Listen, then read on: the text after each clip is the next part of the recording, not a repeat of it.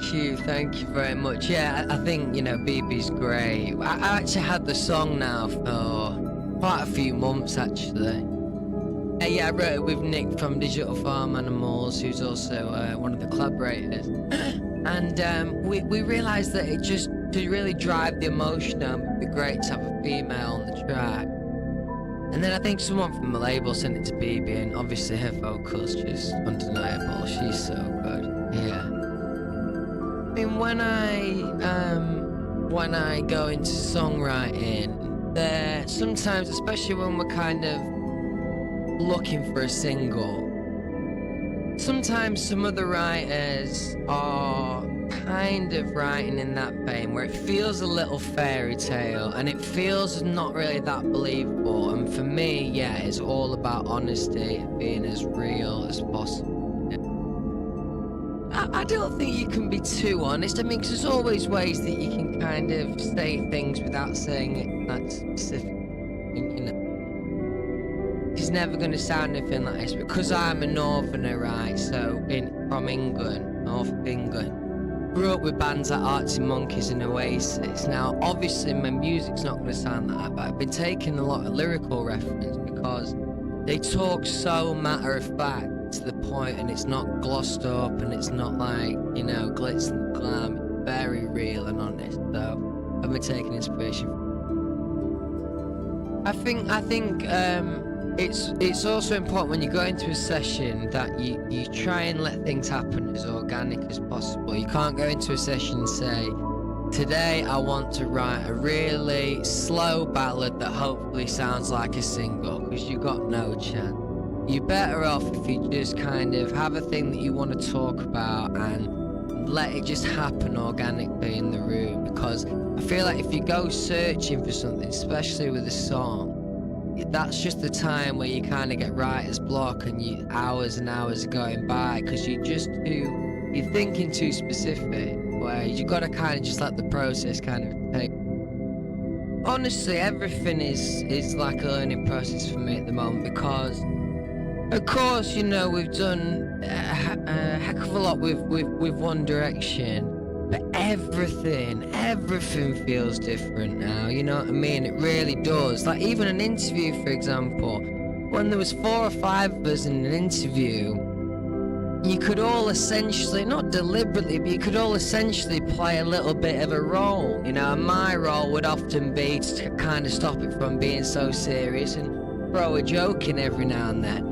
Now, I can't spend all interviews doing that now, otherwise people just think I'm an idiot, you know what I mean? So, all these things that are kind of new to me that feel like I'm learning on the job a bit, but it makes it exciting, so much. I think from traveling the world and meeting a lot of different people from different backgrounds, it just gives you really good perspective for everything. And I just feel like naturally I often kept my friends from where I'm from in Doncaster. I brought them out and tour a lot, and that was very important for me because obviously I have this thing, you can't be, as a celebrity, you can't surround yourself with other celebrities all the time because of course, then you're going to believe the hype. But I get these things from when I'm with my friends from back home. Maybe one of my friends is struggling on his standard job, and maybe he's just lost his job. And it keeps me in touch with real life, you know what I mean? And it's so easy to lose that in my position. But I think it's so fundamentally important to keep your head screwed on, Nice. I think it was like, because all the locations we chose obviously looked really cool as well. It was like a glorified version of my hometown. So I think she got a little bit of the good side of it, which was nice. And yeah, I think it was just also nice for me to show the fans different places I used to hang out as a kid. Because honestly, I spent my life talking about how much I love Doncaster, where I'm from. But now they can actually, instead of just hearing the word, they can actually associate with, some images, I suppose. Started off as a coincidence, and I realised, and we kind of flagged it and wondered, is it a problem that a lot of them finish in U? But actually, I kind of like it, you know, and definitely, you know, across the story of the album it makes sense, and also it's a nice little reference maybe to the fans as well, you know, kind of give them that feel. So yeah, I think it's one of those, it started off as coincidence, then I was like, okay, maybe we can play into this. Actually, you know, I'm not just saying this, I was really excited for people to hear this single, Miss You, because I'm really happy with the sound of it. And yeah, just in general, there's so many more like live elements, and there's loads more guitar, and that's important for me. So I'm happy about that. There are some ones that like I can't get too specific, but there's like some like pretty like, there's one ballad in particular, it's pretty emotional, pretty raw. I got a feeling they might like that one. Nice.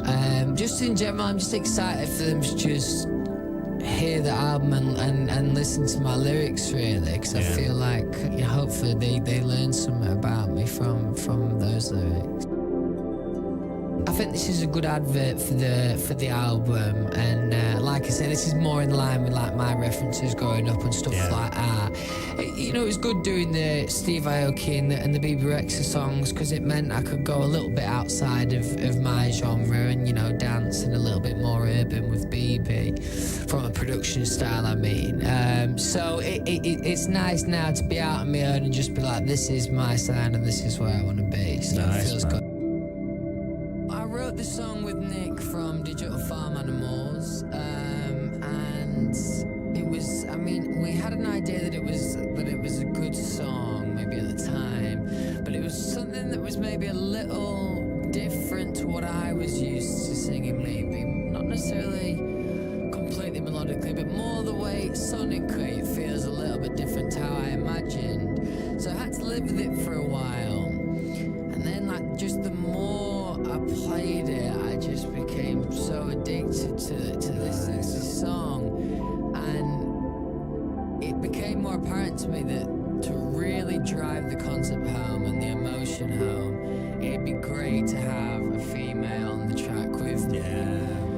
So we tried, we didn't try anything else, but we had a couple of ideas that were like thrown around, and nothing was really that exciting to me. And then somebody sent BB from the label the song, and she loved the song and she vocaled the song. We got it back, and it was just an absolute no-brainer. I mean, she sounds so amazingly cool on the record. Yeah, she really does, man. But also, what I was looking for is really driving that emotion home and the concept. And I think, you know, it's got to feel believable, and I think she really, really out. I think as with any album, it's important to have, you know, a core identity to it, and I think definitely there is a big chunk of songs that feel like they're from the same family, but then there are other songs on there that kind of like the Steve song give a different feel and a different atmosphere. But I had this idea, and I don't know how realistic it is to do it in like today's world, but a lot of these songs I've written tell a story chronologically, so I'd love it to be able to play the album through and you maybe grasp some kind of understanding of my last 3 years. Yeah, that was a massive inspiration to me. I mean, it's really what got me into music. When I was about 14, I got the Bullet in a Bible DVD, live DVD. So good. And it's so amazing, that show, and I was captivated by the whole performance and feel of it. I mean, that DVD anyway feels so epic. And yeah, I think it definitely, there are influences that I live with. Like, for example, because of that, there's every now and then you'll hear it on certain words. I might sing with a slight American twang to my voice just because I was so obsessed with Green Day when I was younger. And do you know what? It's just one of those things. I find it fascinating that two people can enter. I always get in this situation. You can enter a room with someone, maybe like me grandma. I'll enter a room and she'll go, "Oh, I'm sorry, it's such a mess." And I'm looking around thinking this is tidier than I've ever lived. You know what I mean? those things. I'm very, very untidy, yeah. And it's an awkward one, because when you are untidy, you know, and it irritates some people being untidy. It's an awkward one, because it doesn't irritate me at all, you know what I mean? It's the one thing that I don't miss. That's hard.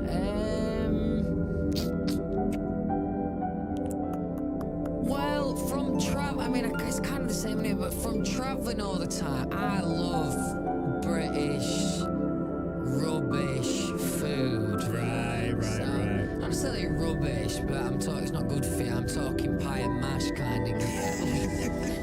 You can't get that when you're, you know, doing touring all over, and I'm a little bit fussy with food, right? So, you know, there's always very nice posh restaurants everywhere we go, but I can't really get into that kind of vibe. For a start, I never have the attire for it. I'm never dressed for a posh restaurant, but also, yeah, just the food. Sometimes I struggle with. That's why I've literally been to McDonald's everywhere in the world. Do you know what? I've answered this question similar to this. If I was never in the band and I was watching everyone now, the music that I would be most drawn to as a listener from my preference would probably be Nile. Nice. And I love that. I do love Slow Hands. I think it's wicked. Yeah, it sounds really cool in it as well, though. I've met Harry before, actually. Weirdly, it was actually after like a charity football game. Nice. We were there with Soccer Aid, and we had a few drinks at the bar, and he just turned up. Actually, it was a really random one. Yeah. That's not right. I don't really feel like I've got a lot to say like for someone like that, but I mean, it was one of those, you know, surreal experiences where I was just like, this is pretty crazy, really. That's right, yeah. It's great. I mean, it's always an honour to be asked to play something like that, you know what I mean? But super nerve-wracking. You wanna do good, obviously, and be a good representation of yourself and all that. And you can hear a pin drop in the room, like it is. It's not exactly a party in there, you know what I mean? It's quite serious do, which it is fair dues, but a lot of suits in there, but it was good. It was really good fun, and then meeting them after was again a surreal experience. I got to bring my band on that I performed with the live band, so yeah, it was nice. But I had quite a few jobs when I was younger. Not very good at keeping the job when I'm younger either, because it takes a while when you're young to learn the concept of responsibility and having to turn up to work and all that. Nervous as well, obviously going back to the show, there's a certain amount of like nerves, and also you feel that nostalgia from when we were contestants, you know, being there and stuff like that. But it's always an honour to be asked to play, and I always feel pretty good about myself going back, actually. Yeah, it's kind of a proud moment. Well, I think what's nice about having someone like Kevin on the X Factor, and Kevin himself, is that he brings a lot of musicality to the show, and even just seeing him play his guitar, and some of the creatives and the screens, and the song choices, just in general, it's a cool tone for the X Factor, and I think it's nice to see. Yeah. This is the guy that I keep an eye on at the moment, called James Cherry, who's really interesting. He's unsigned at the moment, produces and writes everything himself, so yeah, I like that side of things. I mean, that's what makes the X Factor so amazing, is that, you know, it grants opportunities to people that would never get those opportunities in reality, so that's a good thing to be able. So I have waited for a while, other than the little ones and like the silly one that I mentioned. I haven't really had any for a while, so I'm not necessarily itching. I could just always, like literally, I could always go to the tattoo shop. But the album. Yeah. So it became apparent to me when I'd because I've got maybe 75% of the album done, right? By the way, this figure, each interview, I've just been changing. It's been 50, 55, 65. Anyway, I think at one stage it was 85, so that was a great day. About 72% done. But it became apparent to me that it was kind of telling a story naturally anyway, just from the stuff that I'd been writing. And in general, the stuff is very, very personal and very honest. Maybe more honest than people are normally willing to go and like pop. I just think there's a lot of songs that describe this Hollywood amazing relationship, and for good or for worse, it always sounds a little Hollywood and a little kind of film scripty and kind of not really. Do you understand what I'm saying? Exactly. So I think, you know, from growing up and listening to bands like Oasis and Arctic Monkeys, they say it so matter of fact, and that, you know, to me that's really exciting. So hopefully, although they do know a lot about me, hopefully the fans will learn something more from kind of getting to know. It's probably the last 2 or 3 years of my life, yeah. And I mean, I've got maybe another 2 songs to fit in, but I have to make them fit chronologically, you know what I mean? So I have to have a moment in those 3 years that I want. Looking back at the situation, having understanding of it, but the songs are written in present tense, you know, so it's as if it was then. So like, you know, at the start of the album, it starts, and there's one song that's kind of up tempo, and it's about going out one night after the other, you know, being able to go, do you know what, I'm gonna go out again today. And then as a contrast, you know, right at the end of the album, there's a really like honest, sad track kind of reflecting about the whole time and how wrong it was. So hopefully, I mean, it's not going to be too deep. It's not going to be like, you know, like an evening with Louis Tomlinson, get to know all his thoughts. But you'll definitely get something from it. Hopefully, I mean, from the fans' perspective, I just want them to be able to understand more of who I am as an artist as well as a person. If I'm being honest, well, this is me being pedantic, I didn't write this song from personal reference, right? Because this song is talking about a relationship of 2 people that maybe shouldn't be together. You know, back to you, it's talking about maybe it's not the most practical thing and they don't know why, but they keep finding their way back. That's absolutely not me.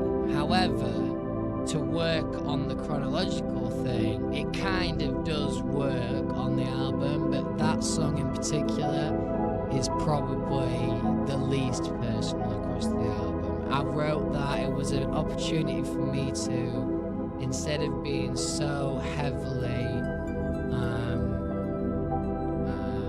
involved like emotionally with it, it was nice to have a song that I could write from reference as a point of like, see, we've all got friends like that in those kind of relationships, you know what I'm saying? So it was kind of cool to be able to write from their perspective, because the rest of the album is all kind of loaded on me, really. Yeah, no, I'm very reviews, isn't it? Amazing reviews. I'm very, very excited for him. Very proud of him. I mean, it's amazing to see. You know? Is it something that you?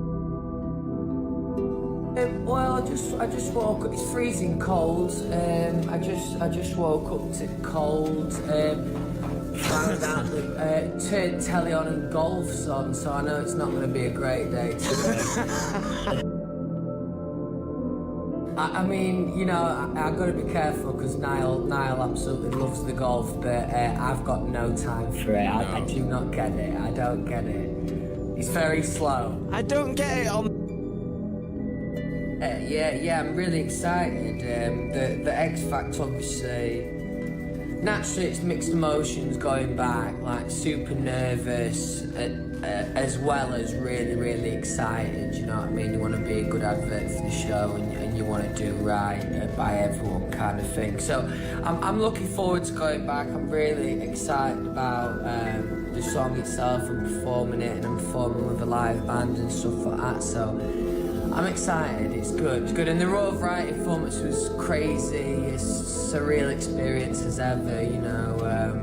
I always feel a little bit out of place in those moments, but especially when you have to do the meet after, you know, I'm thinking I don't have much small talk in general anyway. Never mind to this kind of clientele, you know.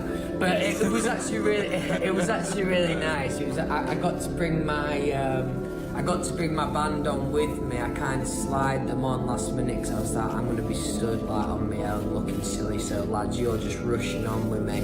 So I managed to get them to meet Will and Kate as well, which was pretty cool. Thing, because you know you don't want to say the wrong thing, and obviously raw variety. My new single, there's a few swear words in it, right, which is a whole new game for me. Now, I have learned the explicit version, shall we say, and then when it came down to performance, twice in my sound check I swore, and I was like, honestly, this is gonna be horrible if I end up swearing in front of the Royals. But luckily I pulled it off. I was nervous about that. Yeah, you don't want to swear. Okay, so I'm loads more excited about the sonic and the way it sounds, this song, because I think that's what was good about doing the collaborations, you know, Steve Aoki, BB Rex. With the Steve song, I could, you know, branch off to something a little bit more dancey, and then BB, something a little bit more urban. I'm talking production-wise. So it's been really nice with this song to just like put, you know, loads of heavy guitars on there and bring the live elements back, and it's got a kind of big like anthemic pop chorus, and I've been missing that kind of structure really, and it's kind of a similar structure production wise that we used with the band, you know, guitar driven pop. And I'm really excited about it. I'm really confident about the sound of the song, and I'm really confident singing it. So I'm in a good place. I'm really excited for everyone to hear it. All right. You kind of share that, really. Yeah, sometimes you take the front. Sometimes I take the front. You know, if he's a bit tired, I'll go. Yeah. Line and push it along. Yeah. But you know, we're both quite generous to each other, so we think that, you know, sometimes he should get to do what he wants to do. Go first. It's better given to you. Yes. In terms of what I'm most proud of, it's probably the stuff that I've written for this record, just because I've really kind of opened up and been super honest about it. But in terms of like something that sticks out to me as a writer, we wrote a little bit on the first 2 albums, but then me and Liam in particular on the 3rd album and the 4th was kind of like really into it. And I remember that one of the first songs we wrote in this writing group, which was me, Liam, Julian Burnett, John Ryan and Jamie Scott, and we started to develop what then became Midnight Memories, and it was just a real magic moment in the room, and something that I'd not really felt as a writer before. It all kind of just happened very quickly in the space of like 45 minutes, and then we had this really great chorus and great song idea, so that'll... Yeah, the most important thing to me is that the album is received well, not by critics or anyone who don't like. I'm not like none of that. It's just that it received well by the fans and the people that really care, you know, because it's very apparent to me of how important they are to everything, and you know, as much as I can reinforce that as possible, it's really important, because they, you know, we all do this together, and they are also the reason why I'm confident enough to do something like something else. So the other notes are a bit smaller. Yeah, I'm sure back in old interviews he used to